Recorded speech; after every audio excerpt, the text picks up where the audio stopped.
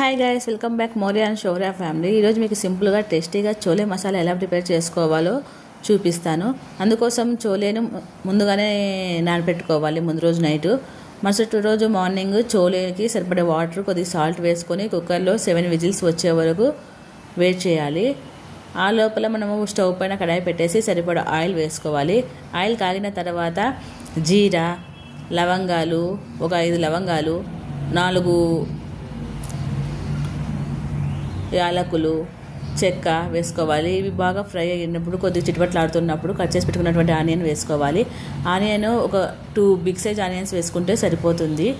Next ఇది కొద్దిగా fry అవుతున్నప్పుడు కర్రీ లీవ్స్, 2 పొడుగుగా చీల్చినటువంటి పచ్చిమిర్చి వేసుకొని బాగా ఫ్రై చేసుకోవాలి. ఇవి కొద్దిగా కలర్ చేంజ్ అయ్యే వరకు ఫ్రై చేయాలి. ఈ విధంగా కలర్ చేంజ్ అయినప్పుడు ఒక table spoon ginger garlic paste add చేసుకోవాలి. జింజర్ గార్లిక్ పేస్ట్లో పచ్చివాసన పోయే వరకు కొద్దిసేపు ఫ్రై చేసుకోవాలి.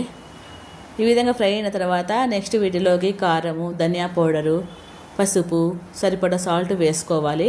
కారం మనకి ఎంత కారం కావాలనుకుంటున్నామో అంత కారం యాడ్ చేసుకుంటే సరిపోతుంది. ఇవన్నీ వేసిన తర్వాత వీటినంతా బాగా కలుపుకోవాలి. ఇలా బాగా కలుపుకున్న తర్వాత మనం గ్రైండ్ చేసి పెట్టుకున్నటువంటి టమోటా మిశ్రమాన్ని యాడ్ చేయాలి. ఈ టమోటా మిశ్రమం అంతా వీటికి అన్నిటికీ పట్టే వరకు బాగా కలుపుతూ ఉండాలి. ఆయిల్ కొద్దిసేపు పైకి తేలాలి. ఈ విధంగా ఆయిల్ కొద్దిగా పైకి తేలినప్పుడు దీనిలోకి గరం మసాలా యాడ్ చేసుకోవాలి. గరం మసాలా యాడ్ చేసుకున్నాక బాగా కలుపుతూ ఉండాలి. ఒక 2 table spoons garam masala add చేసుకొని, చిన్న table spoons garam masala add చేసుకుంటే సరిపోతుంది. వీటిని బాగా కలిపిన తర్వాత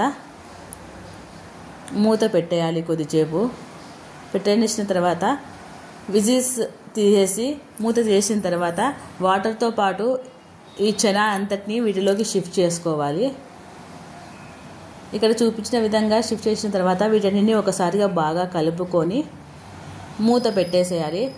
ఇది కొద్దిసేపు ఒక మీడియం ఫ్లేమ్లో ఒక 10 మినిట్స్ బాగా కుక్ అవ్వనివ్వాలి.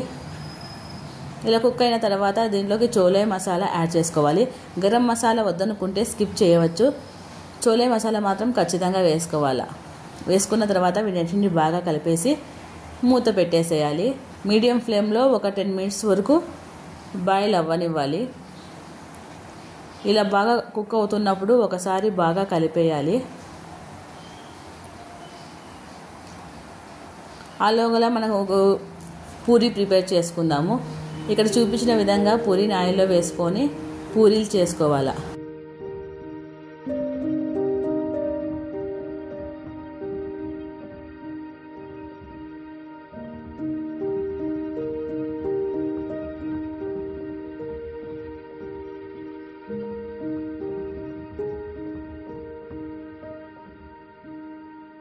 పూరి అయిపోయాక చోలే మసాలా ఒకసారి మూత తీసేసి దానిలోకి కసూరి మేతిని యాడ్ చేసుకోవాలి. కసూరి మేతి లేదన్నప్పుడు కొరియాండర్ యాడ్ చేసుకోవచ్చు.